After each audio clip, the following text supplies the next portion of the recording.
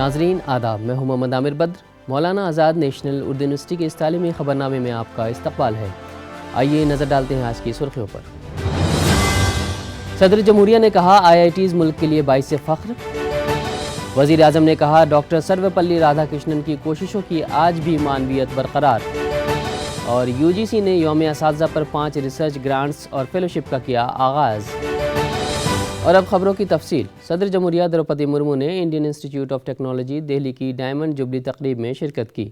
اس موقع پر خطاب کرتے ہوئے صدر جمہوریہ نے کہا کہ IITs ملک کے لیے فخر کا باعث ہیں کیونکہ انہوں نے عالمی سطح پر بھارت کو بہتر مقام دلانے میں نمایاں کردار ادا کیا ہے۔ انہوں نے کہا کہ فیکلٹی اور IITs کے سابق طلباء نے دنیا بھر میں بھارت کی ذہنی دانشورانہ قوت کو ثابت کیا ہے اور دنیا میں ہونے والے ڈیجیٹل انقلاب میں سر فہرست رہے ہیں۔ اس موقع پر صدر جمہوریہ نے ٹیکنالوجی نمائش اور ریسرچ انوویشن پارک کا افتتاح بھی انجام دیا۔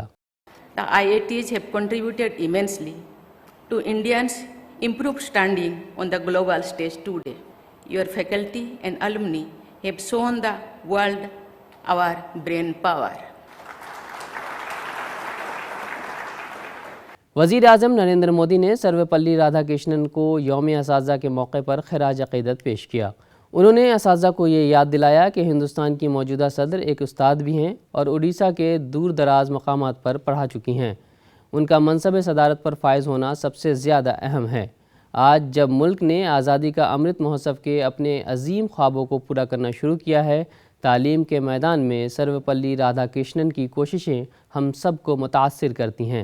اس موقع پر انہوں نے قومی ایوارڈ حاصل کرنے والے تمام اساتذہ کو مبارکباد بھی پیش کی۔ ڈاکٹر رادھا کرشنن جی کو ان کے جنم دیوس پر آدرانجلی دے رہا ہے، اور یہ ہمارا سوبھاگیہ ہے کہ ہمارے ورتمان راشٹرپتی بھی ٹیچر ہے۔ ان کا جیون کا پرارمبک کال انہوں نے ایک شکشک کے روپ میں کام کیا، اور وہ بھی دور سدور اڑیسہ کے انٹیریئر علاقے میں، اور وہیں سے ان کی زندگی یعنی ایک پرکار سے ہمارے لیے یہ سبھگ سنیوگ ہے، اور ایسے ٹیچر راشٹرپتی کے ہاتھ سے آپ کا سمان ہوا ہے تو یہ اور آپ کے لیے گرو کی بات ہے۔ یوم اساتذہ کے موقع پر یونیورسٹی گرانٹس کمیشن نے ایک نئی ریسرچ گرانٹ اور فیلوشپ اسکیم شروع کرنے کا اعلان کیا ہے۔ UGC کی طرف سے کیے گئے اعلان کے مطابق 3 ریسرچ گرانٹس اور 2 فیلوشپس شروع کی جائیں گی۔ UGC کے مطابق ریسرچ گرانٹ فیکلٹی ممبران اور ان سروس ٹیچرز کے لیے ہوگی۔ ان سروس فیکلٹی ممبران کے لیے ریسرچ گرانٹس کی میعاد 2 سال ہوگی۔ نئی بھرتی کے لیے doctor DS Kothari research grant شروع کی گئی ہے۔ یہ سائنس، میڈیکل اور انجینئرنگ کے شعبوں کے لیے پوسٹ ڈاکٹریٹ فیلوشپ ہوگی جس کی میعاد 2 سال ہے۔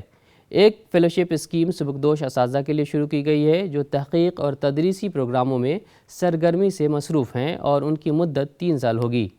وہیں doctor Radha Krishnan UGC post doctorate fellowship کا مقصد ہندوستانی یونیورسٹیوں، کالجوں اور اداروں میں انسانیات، سماجی سائنس کے ساتھ زبانوں کے شعبوں میں ایڈوانس مطالعے اور تحقیق کو فروغ دینا ہے جس کی مدت 3 سال کی ہوگی۔ میڈیکل کے شعبے میں ایک فیلوشپ ساوتری بائی جیوتی را پھولے کا آغاز کیا ہے جس کی مدت 5 سال ہوگی۔ UGC has decided to announce research fellowship and research grant schemes. Friends, you know that UGC has been giving from time to time research grants and different kinds of fellowships are to enable the research ecosystem in our universities across the country.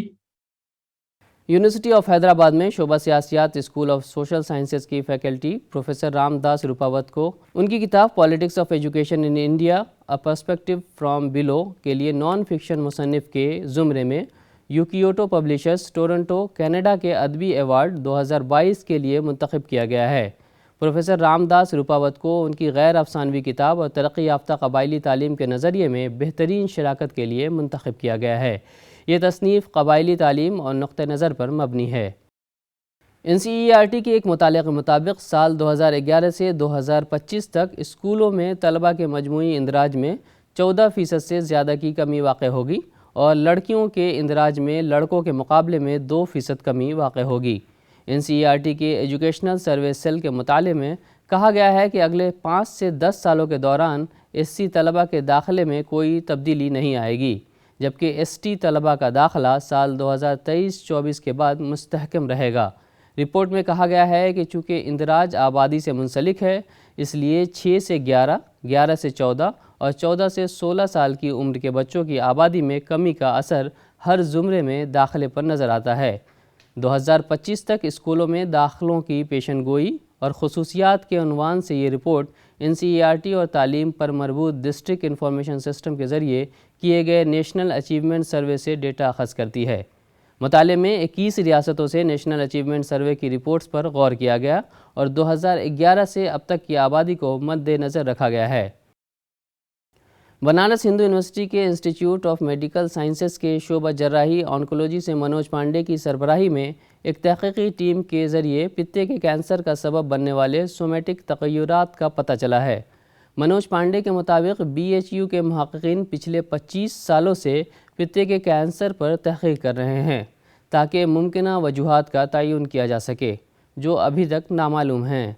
Team کی تحقیق میں پتے کے cancer کے 33 مریضوں کے tumour DNA کی اگلی نسل کی ترتیب شامل تھی۔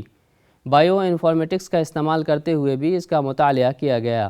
تحقیقی گروپ نے 14 اہم جین دریافت کیے جو 27 سومیٹک تغیرات سے متاثر تھے۔ ڈاکٹر پانڈے کا دعویٰ ہے کہ پہلی بار پتے کے کینسر کے لیے ڈرائیور کی تبدیلیوں کی نشاندہی کی گئی ہے۔ تحقیق کے نتائج جرنل مالیکولر بائیولوجی رپورٹس میں شائع کیے گئے ہیں۔ تلنگانہ پبلک سروس کمیشن نے مختلف محکموں جیسے آبپاشی، پنچایت راج، بلدی نظم و نسق میں اسسٹنٹ ایگزیکٹو انجینئرز کی 1540 ملازمتوں پر تقررات کے لیے نوٹیفیکیشن جاری کیا ہے۔ اس نوٹیفیکیشن کے لیے درخواستیں 22 ستمبر سے 14 اکتوبر تک وصول کی جائیں گی۔ مکمل نوٹیفیکیشن 15 ستمبر کو جاری کیا جائے گا۔ اور آخر میں پھر ایک بار نظر ڈالتے ہیں آج کی سرخیوں پر۔